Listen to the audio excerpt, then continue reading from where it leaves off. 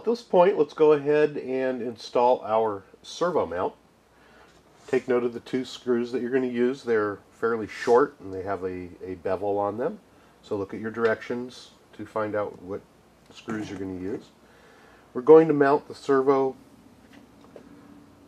onto these two little nubs that are sticking out of the top.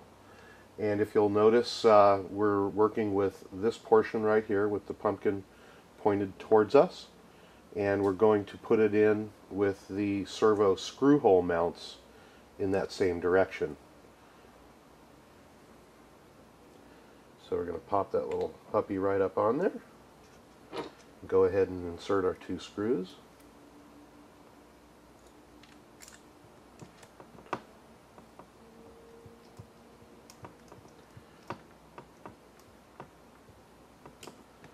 Just put them in until they're snug. You don't have to over tighten them. Once that's done, we're going to go ahead and let's go ahead and mount our servo up. We'll go over servo selection in just a little bit. However, one thing I do want you to note is on the directions, you're going to see 1, 2, and 3. It's going to give you 3 different part numbers for your servo horn. And depending on what brand of servo that you have, depends on which horn you're going to use. I've chosen a servo here that I had in another vehicle that already has a metal horn on it. So you're on your own. You're just going to have to figure out which horn to use and go ahead and install that onto your servo. And we'll go over servo selection a little bit later on in the tutorial when we mount up the rest of our electronics.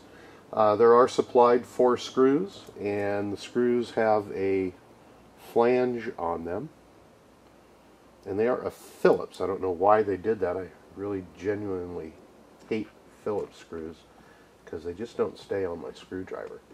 We're going to go ahead and mount these on. You don't want to over tighten them, but you do want them snug just like the rest of the screws in the kit. So we'll put these 4 in.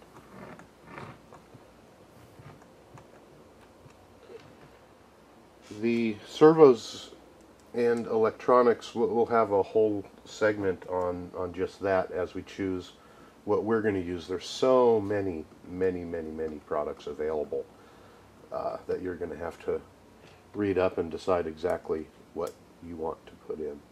But in the meanwhile, we've mounted our servo. When you are mounting your servo, you're going to want to make sure that your horn is centered. And it's always best to plug in your electronics before you do that and make sure that that horn is pointing down. The next step is we are going to install these little units right here, which are AX30778. The ones that we have here are an alloy unit. And if you take a look at the directions, you're going to see that there is a flat portion here, and that they come down at a diagonal, and then there's another screw hole. These are going to fit right on top of your steering knuckles. Remember when we installed them, we made it very clear that that flat portion has to be pointed up. And that's where we're going to mount them, and we're going to mount them into these 2 screw holes here. If you're using the upgraded alloy, you're going to use a machine screw. If you're using the plastic ones that came with your kit, then you're going to use a plastic screw. So as we put these on, you're going to note the direction, and what we're going to do is make sure that the flat part here goes up against the knuckle. I'll give you a better picture of this, and that the part that sticks out points towards the center.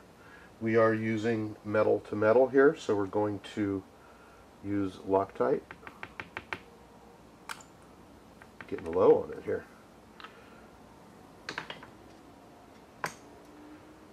And on your stock steering knuckles, you will not use Loctite.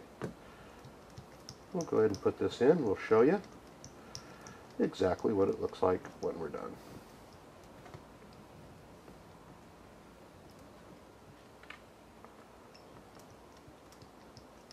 There's one screw.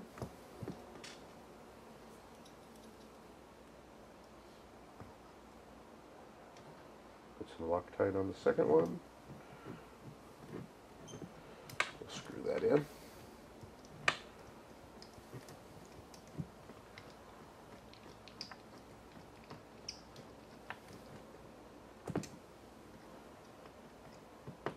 And tighten them down. Okay, this is what it should look like.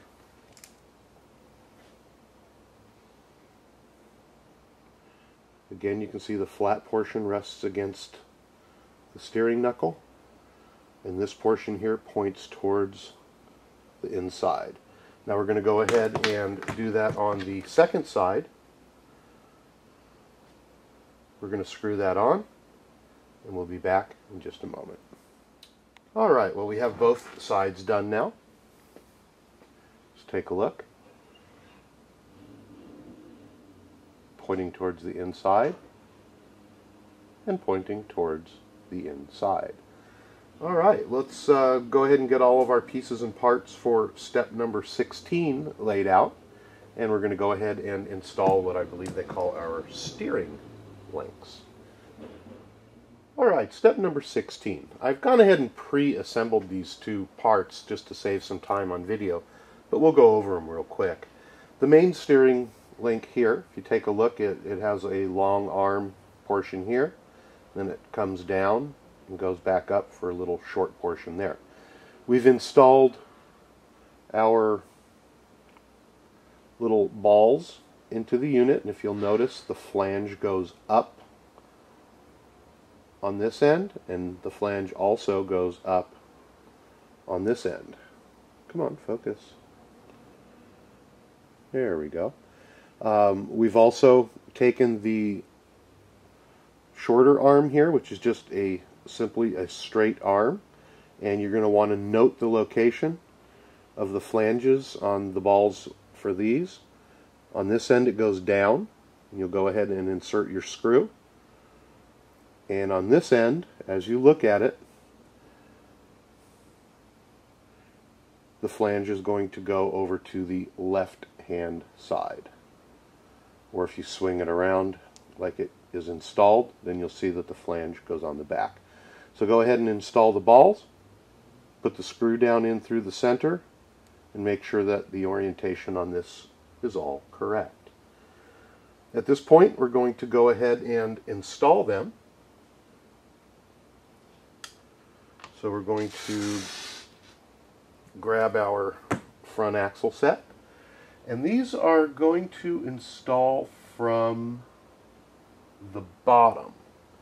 So as we put the steering link onto this knuckle that we just installed, this little extender unit here, we're going to want to make sure it installs from the bottom. You're going to use if you're using your plastic units, you're going to use a bolt that goes through and then a nut on the bottom. If you're using the alloy units, then you're going to use just a machine screw and make sure you put some Loctite on it. So these are going to install from the bottom.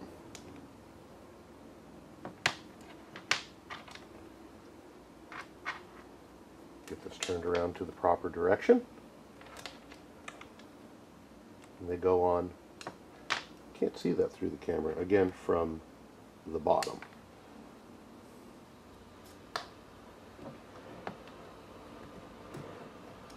So we'll put on this side. We'll put on the second side.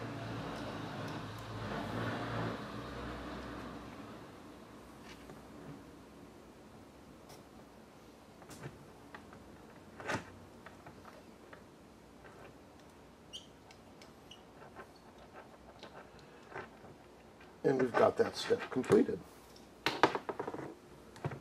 At this point, this arm connects to your servo horn. And again, if you're using a plastic servo horn, you're going to use a plastic coarse screw. And if you're installing with a metal horn, you're going to use a machine screw. We're just going to select one of the screw holes to put this in, and we can adjust the throw later by moving it up or down on the servo horn. Okay, so that is all tightened up. Make sure that you read thoroughly the directions when you do put your servo horn on to make sure you're using all the right parts and that they're mounted up correctly. So this is what it's going to look like when you're done.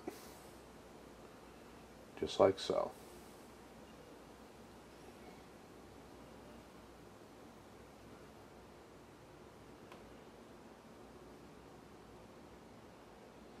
Let's go ahead and get ready for step number 17.